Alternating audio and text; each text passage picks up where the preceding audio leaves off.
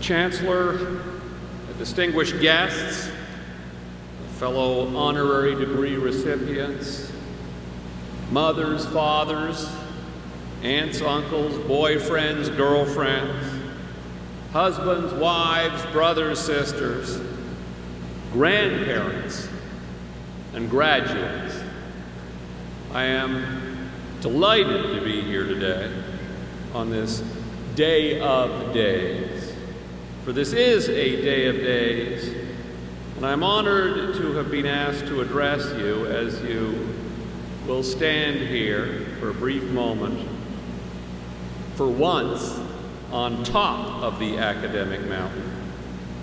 It's a moment to be savored, and I hope you will, as all mountain climbers traditionally do when they summit, stop and wave a small flag, take a picture or two, indulge in the sin of pride. You've earned the right.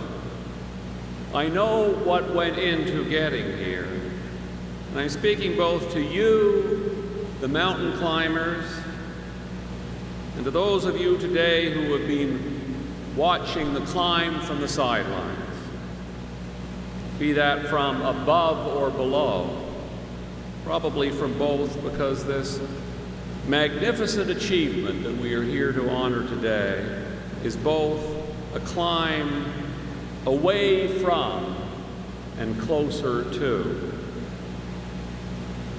These sweet, sublime mornings, ceremonies like this, ask us to celebrate our achievements, allow us to celebrate them, ask us to mark them and to reflect upon them. And they don't come often, and they are the sweeter for that. I had one myself recently, so I know how sweet they can be. I performed one of my Vinyl Cafe shows at the Place des Arts in Montreal, Quebec. Now, I was born in Montreal, don't live there anymore, but this was a homecoming of sorts for me. And what a homecoming it was. The Place des Arts is the biggest and fanciest theater in town, and it was sold out, standing room only. And my mom and my dad were there, as so many are today here. And they were sitting in the best seats in the house. They were sitting front row center. And then to top it all off, the end of the show, everybody leapt to their feet and I got a standing ovation. Doesn't get much better than that. Well, when the lights came up, someone went up to my mother and they said to her, "You must be very proud." And she said, more surprised, really. And then she said, "We really didn't expect him to amount to much."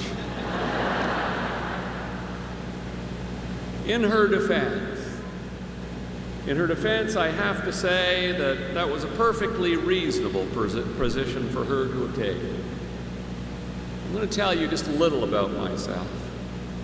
I was pretty much a failure at the game of boyhood on pretty much every level. And I don't mind saying that now that I'm doing okay. Truth is, it's important for me to say it. Let me give you a rundown of my inadequacies. To start with, I was a skinny kind of kid whose ears stuck out. And I was sent to a school where you had to be good at athletics to be a top dog. And in the hand-eye coordination game, I was dealt all the low cards.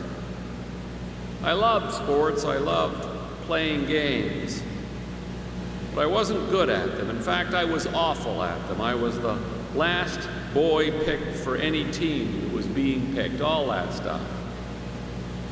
Now, the other way to be a big dog at my school was to be a brain. Well, guess what? I failed academically too. I'm not sure of the why of that. I know I'm not a particularly smart guy, but I also know I'm smart enough that I should have been able to get through grade 11 in one try. And I did. Grade 11 was 2 of the favorite years of my life. Either I had some syndrome like ADD. They didn't test for that sort of thing in those days. Either I had attention deficit disorder or something like that. And there's a good chance of that. Or because I'd already failed at athletics, I was afraid to try in academics in case I failed there too. And you know the way that goes. It's always much safer to fail without trying than to put yourself on the line to try your best and then fail. So that meant I had to stay on the porch. I couldn't play with the big dogs. Didn't seem to bother my parents, or if it did, they didn't let on. Anyway, after my 2 years in grade 11, I stumbled into Sir George Williams University, where, incidentally, it took me an extra year to get my degree. But while I was fumbling around, I ended up in the Applied Social Science department, which was, a weird little department. And I ended up in a course called Group Development, which was not unlike group therapy. And that apparently was what I needed. A little understanding, a little group I could belong to. From there, I got a job at summer camp and found a second group I could belong to. And for the first time in my life, something that I was good at. A place where I could contribute to the greater good, which is a terribly important thing for the growth and development of a young person. Kept working at the camp even after graduation, and my confidence grew, and eventually I had the confidence to try something that I'd always wanted to try. I'd been too shy and too scared at university to volunteer for the school paper or the radio station. But now I wasn't so scared anymore, and I managed to get myself a job at the CBC in Montreal. I wasn't very good at first, but I loved it. And for the first time in my life, I threw my heart and soul into something.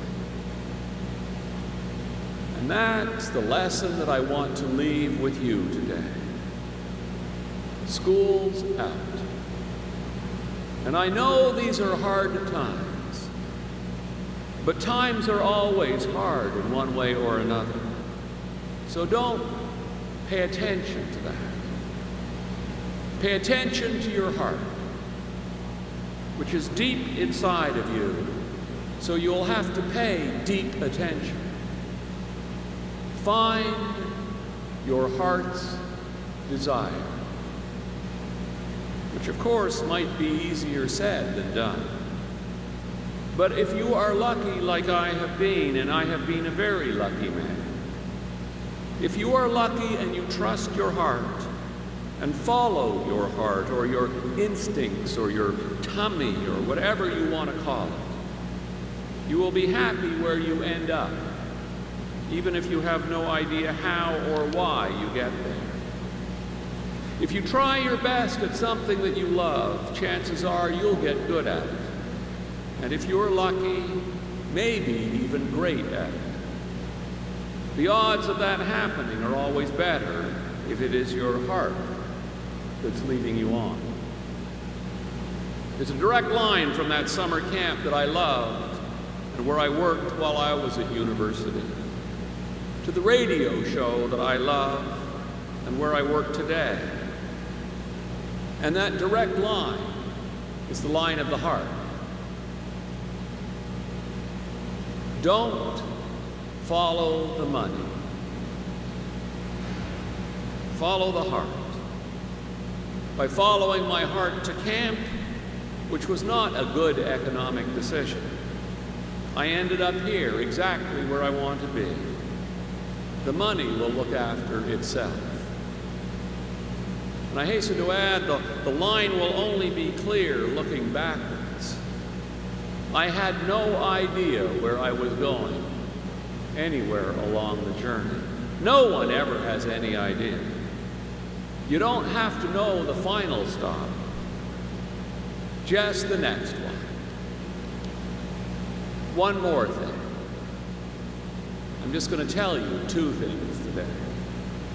The first is follow your heart, and the second is this. Once you get on a path,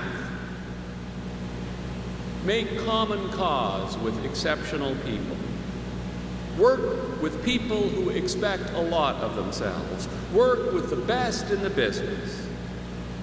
Peer pressure is a remarkable thing. Make it work for you.